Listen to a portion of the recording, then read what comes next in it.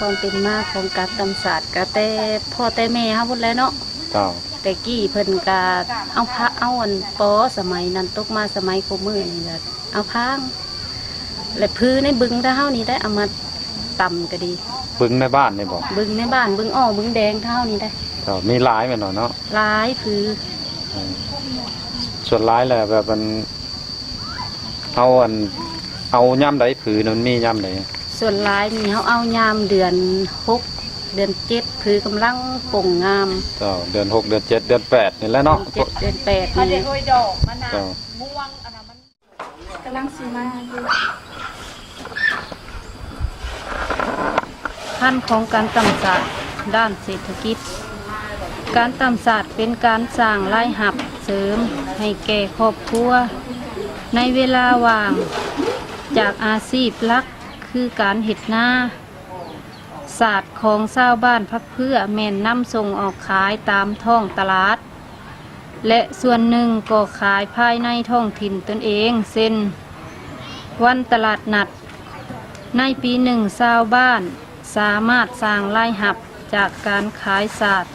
เฉลี่ยแล้วเฮือนละ100,000 กีบ5 ล้านกีบ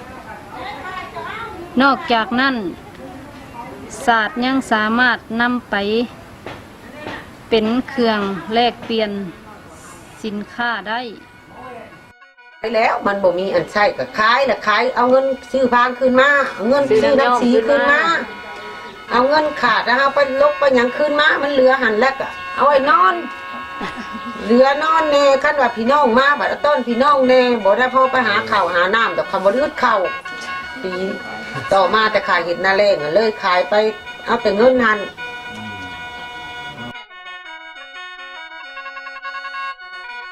ย้อนว่าการตำศาสตร์มีความสำคัญ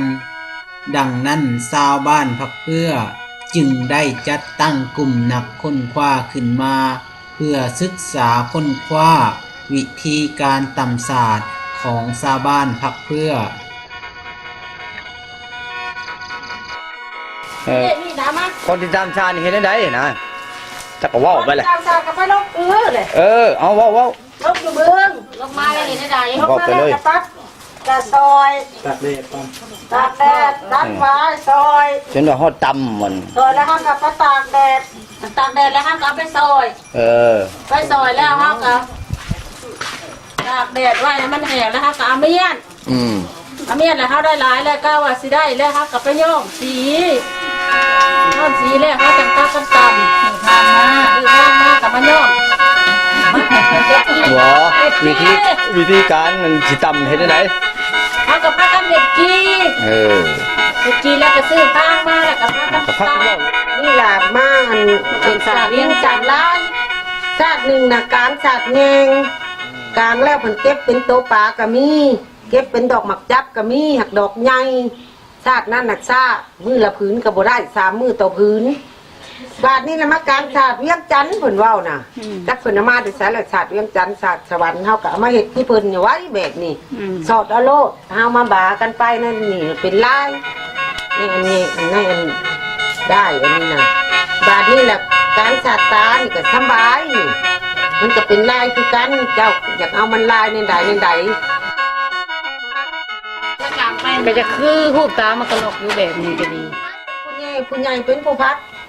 ขั้นบัดใจชี้เขาบ่เป็นเอาเด็กน้อยนี่เขาก็มาพัดได้เขาก็บอกเขาบอกเขาใส่สีนั่นเขาใส่สีน่ะมันซ่ามันบ่ทันได้ใจก็ให้เขามาพัดให้ก็ได้อยู่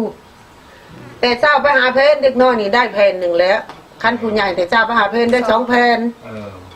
นี่แล้วล่ะพื้นนี่สิตัดแล้วบาดนี้ตัดแล้วก็เมียนแล้วมีแต่สิก่อพื้นใหม่แล้วกำลังตัดเข้ามานี่